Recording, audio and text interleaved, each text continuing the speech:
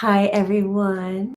Welcome. My name is Jamie Butler. I'm the Everyday Medium, which simply means I enjoy taking topics and really helping sensitive people use their abilities in an everyday manner rather than some kind of technique or ability that you kind of go to.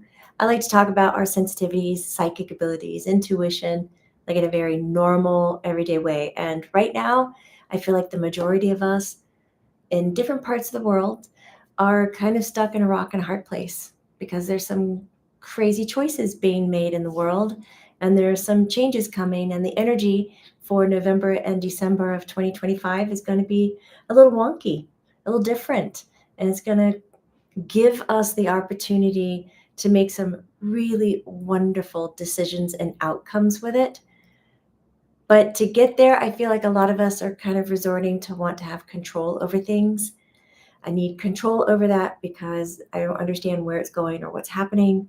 And control can actually limit our perspective and limit our higher intuitive abilities. And I just want to have a conversation about it. See where you are with it again, or see where you are with it. And it's nice to see you again here. If you're new and you want to know a little bit about what's going on in our world, you can absolutely read below, but head to our website at jamiebutlermedium.com. I love coming here on the YouTube platform and discussing topics weekly, but we also host spiritual retreats that kind of involve a little bit of tourism along with lessons and growth. We're about to take off to Tanzania for a safari, and then a little bit of beach relax, Zanzibar. Quite excited. And we also have Sedona coming up in February, where we're going to be accessing higher consciousness energy. With that, we also offer classes. I do healings such as 10-day deep dives, 21 days of consecutive Reiki. We have one coming up this December, and it's about inner alchemy Reiki. So changing the insides, taking it from one frequency and leaving you in another. And we're going to do that over 21 days consecutive. I'm really excited about this one. We also have compassionate communication coming up in January, as well as approaching trancechanneling.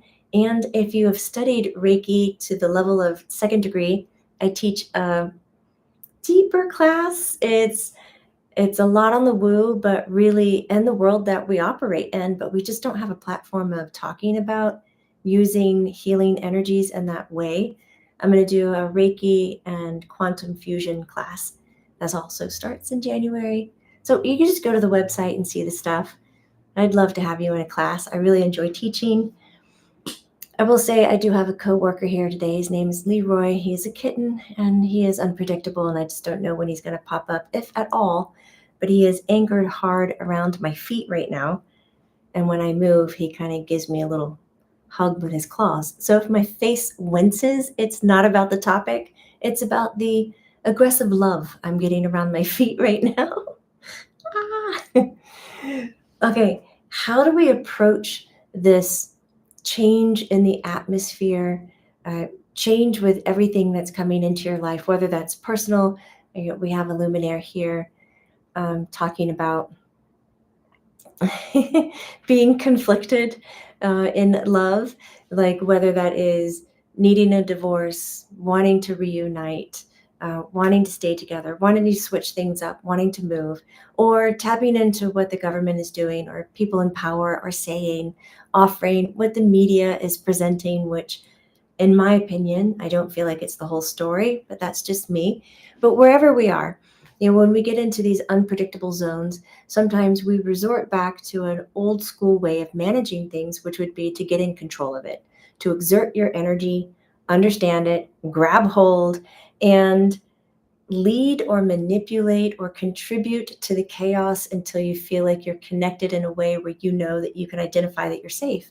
But I want to present, as I clear my throat, spirits here, I want to present a different way of coming forward with this. What if we didn't approach it with needing control? And what if we stayed open? What if we gave permission? What if we went with the flow? What if we listened? What if we used, let's play the game of what if.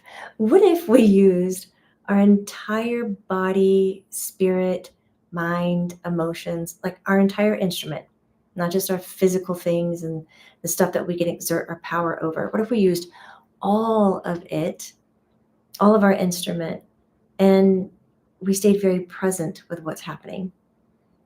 We didn't run. I know.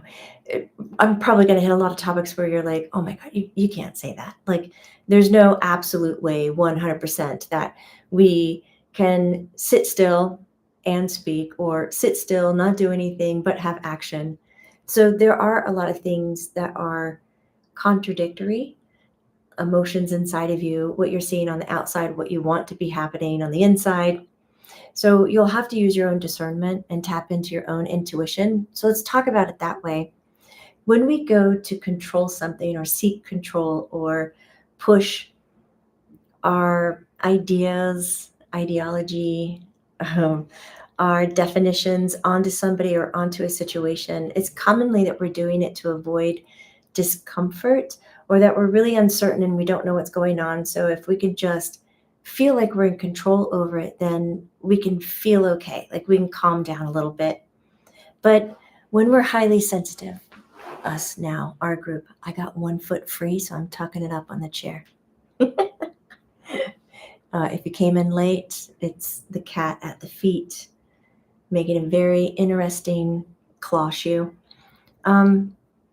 So because us being sensitive, psychic, intuitive, healers, however you want to see it, when we apply control like that, we're exerting energy over something, and it will narrow our perception. Like, the mastery of the situation isn't about controlling the outcome, but it's being grounded enough with who you are, where you are, and your authenticity and your honesty to stay fully open and present. To stay just very open to what's happening. It's hard to think that when something difficult is going on or out of your reach or out of control. Now I have the gift of cat hair in my eye.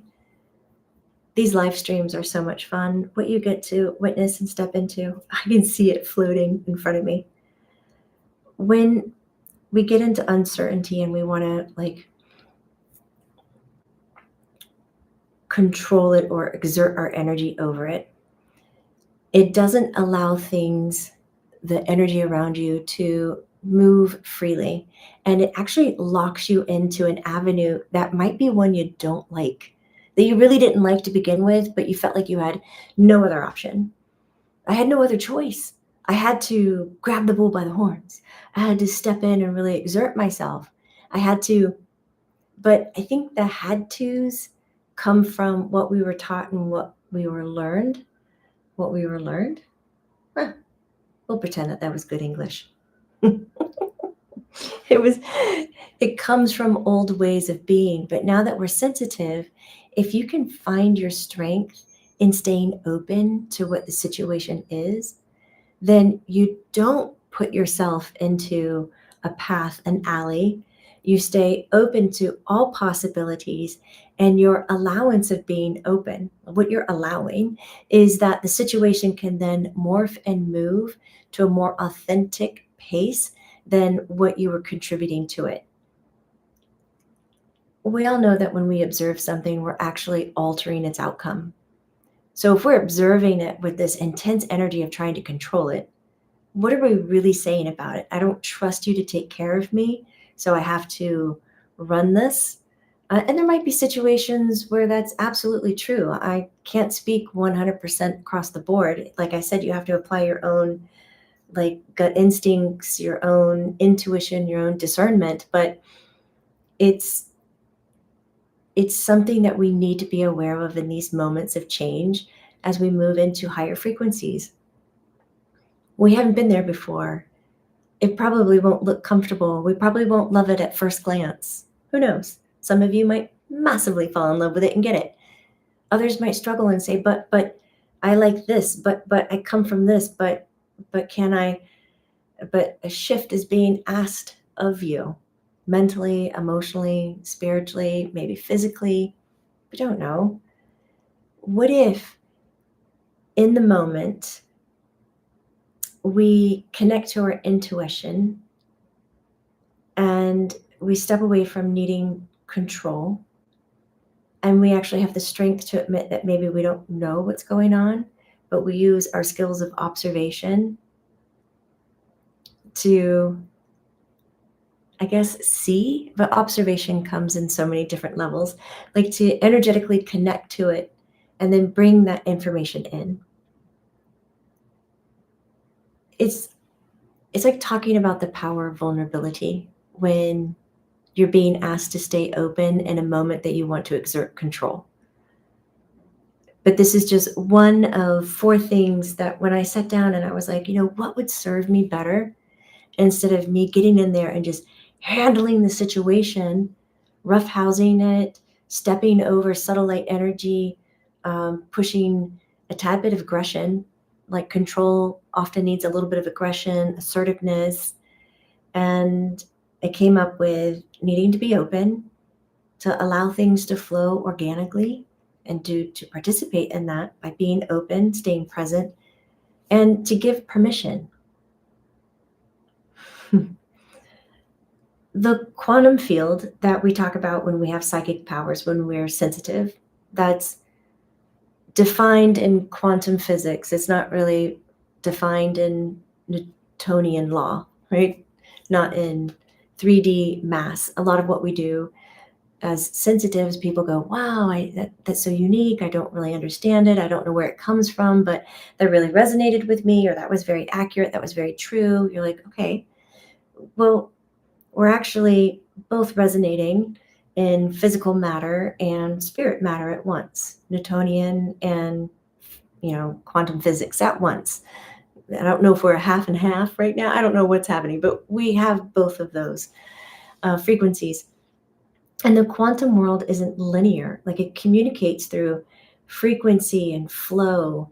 It communicates with permission, not force. That you can't force subtle light energy to respond to you. So when you go to exert control over something, most likely the subtle light energy that's in it that you were previously connected to will dissipate, disappear, or freeze. It's called subtle light energy for a reason.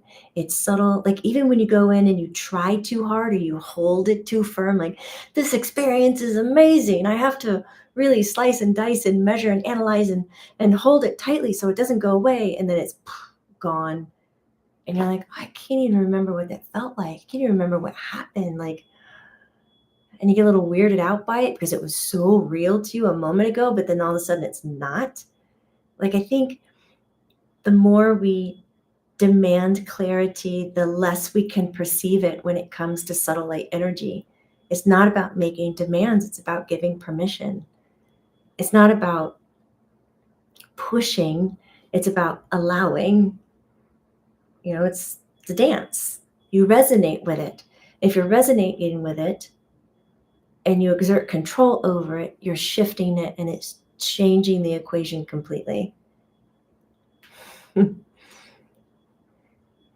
Yes, Amanda Lynn is saying, I am learning to allow and flow. Oh, yes. Yes. So if we stay open, give permission instead of control, we're more than halfway of allowing ourselves to be psychically, intuitively sensitive in that moment of change that might bring up uncertainty and fears and discomfort, but it doesn't need to scare us into behaving differently than who we naturally are.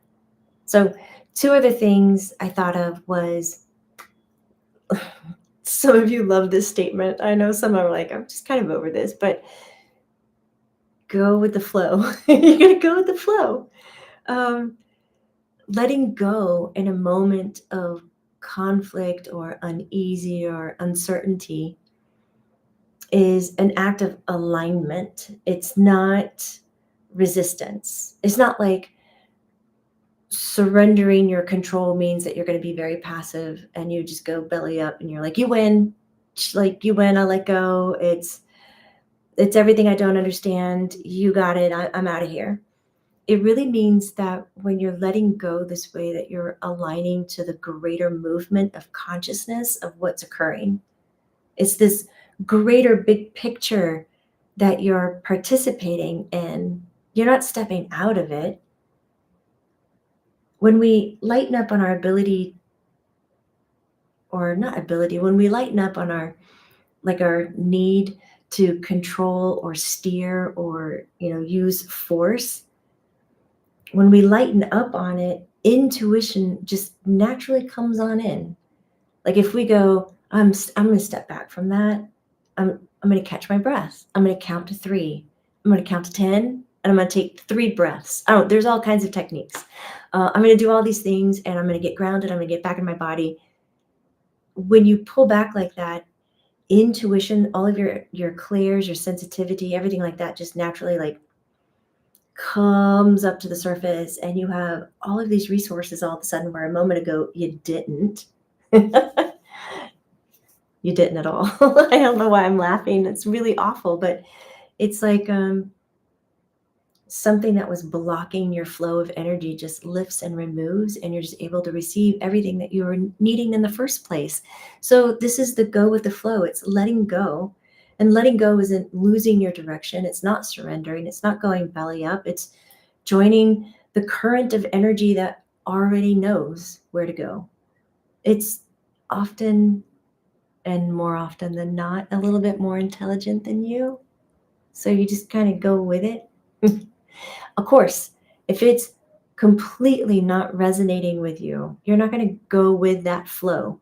You have choices of where you're landing. I'm talking about being with something that's already in resonance with you. Judy says, yes, sometimes we need to flow in a different direction that we didn't think of. It's very true. But you don't have to go against yourself. I'm not saying let's not control things or exert energy and just take whatever is dealt to us. That is not the other extreme I want you to go. I want you to land somewhere in the vague middle of deeply controlling and just taking whatever is handed to you. It's like right in here where you do stay open, you give permission, you go with the flow, and it's taking care of you. Yeah, everything Judy says is moving really fast these days. It is, and I think that's why we need to talk about this, because I don't think going back to the old paradigm of forcing your way or controlling an outcome is going to work for us anymore. There's new ways to this. So another thing that I thought of was, the only way I could put it was listen with every pore, like every pore in your skin, everywhere. Like just imagine you have ears all over the place, and it's listening versus leading. It doesn't mean follow instead of lead. I want you to listen instead of leading. So, of course, there's always going to be time to have a structure, whether that's your ritual, your statements of affirmation, intents, prayers, your mental focuses. And there's going to be a time for surrendering, letting go, being receptive, allowing, being trustworthy, and all of that. But psychic control tends to lead the unseen. True intuition listens. And though we may have our psychic abilities and our strengths in those abilities, is not about always using them, applying them as a tool to manipulate an outcome or to control a situation. It's really about understanding the true intuition behind those abilities. Because when we tap into that, we're going to listen. And it requires this stillness. It's like a balance. You have to discipline yourself to get there. I don't think it's going to be, and it might be for some, But I don't think it's going to be like an easy breezy approach where you just naturally fall into this. Like, it will require some kind of structure, some kind of discipline, whatever that is for you, like the rituals, the statements, the actions, the whatever. I do feel like it's going to require that, but it doesn't dominate the situation. It's not the end all be all because you have that structure that you apply, or because you have that psychic ability or that intuitive ability that you just apply it and it's going to change the whole outcome. I really think it's going to require us now to lean back, to provide less domination, less control, less effort onto the situation, and go more with the intuitive flow, more with the permission, more about staying open. That whole act of the surrender lets the energy that you're in speak to you, but you have to be absolutely brave enough. And I really think this word applies tenfold. Absolutely brave enough to be able to listen to it. Because I think a lot of you out there, including myself, are going to see things I've never seen before, going to hear things that I'm not comfortable hearing. Things are going to be presented to me that I don't understand and that I don't connect to. And because I don't understand it and it's a bit of a mystery, I might fall into the false idea that that mystery has more power or control over me because I don't understand the nuances or what's being done. But that's not true. I can stay open. I can give my permission. I can go with the flow. I can listen with every pore in my body. And then I can start to co-create with that unseen. I can start to have a relationship with that mystery that my mental body doesn't understand, is not catching up fast enough. We have other wits about us as sensitive beings. I really think it's time to start using it. Oh, Michael B. Oh my God, I'm squeezing you so hard. I'm so happy you're here. And you're mentioning a wonderful book. The Surrender Experiment by Michael Singer comes to mind. It's such a good one. Oh, I would move. Can I reach it without getting cut by the kitten? Who knows? Hi. Here it is. Oh my, this is so true. I could have just done a book report on this instead of sat down to, oh, I'm getting my foot free. Pick it up. I could have just done a book report on this instead of sitting down and figuring out, like, what are the qualities really needed as we come towards the end of this year as a world. So if you want to get more deep into it, do check out the Surrender Experiment. Yeah, Amor says, adding it to my list. It's a great, easy read. I really, really love the way that Michael Singer writes. It's like reading a conversation and you're just in the flow of it. It's a page turner. And before you know it, you're done with the book and you just go, oh, I need 5 more of these books, please. We do need more books from him. So I think we want to be in a place where we are co-creating. It's not about watching what's happening in our exterior world and protecting our interior world. That's where we're coming from. Now it's about us putting our energy out into the world, being strong enough and brave enough to stay open, to give permission to participate, to go with the flow, especially the flow of energy that resonates with you, and to listen deeply. Compassionate communication comes to mind.